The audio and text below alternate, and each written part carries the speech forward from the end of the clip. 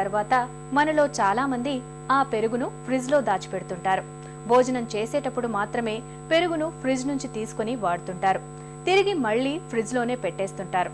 నిజానికి ఇలా ఫ్రిడ్జ్ లో దాచిన పెరుగు మన ఆరోగ్యానికి ఏమంత మంచిది కాదని చెబుతారు నిపుణులు. ఆసక్తికరమైన ఈ విషయం గురించి ఇప్పుడు తెలుసుకుందాం.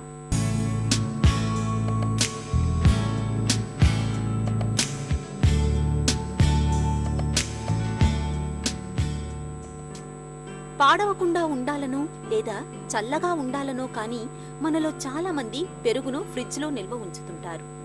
అన్నం తినడానికి కూర్చున్నప్పుడు మాత్రమే ఫ్రిడ్జ్లోని పెరుగును బయటకు తీస్తుంటారు. నిజానికి ఫ్రిడ్జ్లో నిల్వ ఉంచిన పెరుగును తినడం ఏమంత మంచిది కాదని చెబుతారు నిపుణులు. ఎందుకంటే పెరుగులో సహజ సిద్ధంగా ఉండే లాక్టోబాసిల్లై అనే మంచి బ్యాక్టీరియా ఫ్రిడ్జ్లోని చల్లటి వాతావరణంలో మనుగడ సాగించలేదు.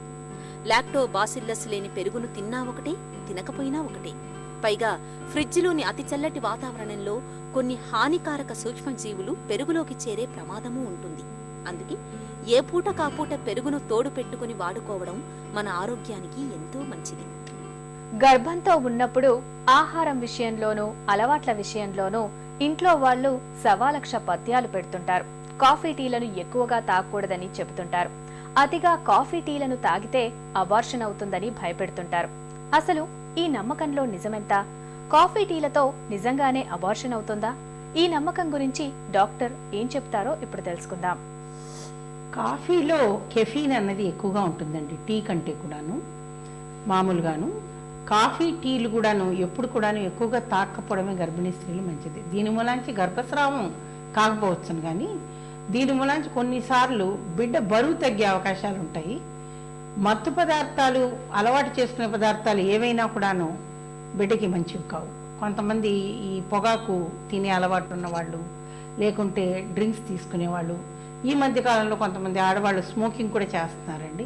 ఇలాంటి అలవాట్లు డ్రగ్ అబ్యూజ్ అంటాం అనమాట, సబ్స్టెన్స్ అబ్యూజ్ అంటారు దీన్ని. ఇలాంటివి ఏవి కూడాను గర్భస్థ శిశువుకి మంచిది కాదు. పొద్దున్న ఏదో ఒక కప్పు వీక్ టీ తాగడం, కానీ సాయంకాలం ఒక కప్పు వీక్ టీ తాగడం లేదా కాఫీ తాగడం, అలాంటప్పుడు ఏం పర్వాలేదు. కానీ ఎక్కువ మార్లు మాత్రం తాగడం గర్భస్థ శిశువుకి మంచిది కాదు. గర్భస్రావం కాదు, కానీ బిడ్డ బరువు మాత్రం తప్పకుండా తగ్గుతుంది.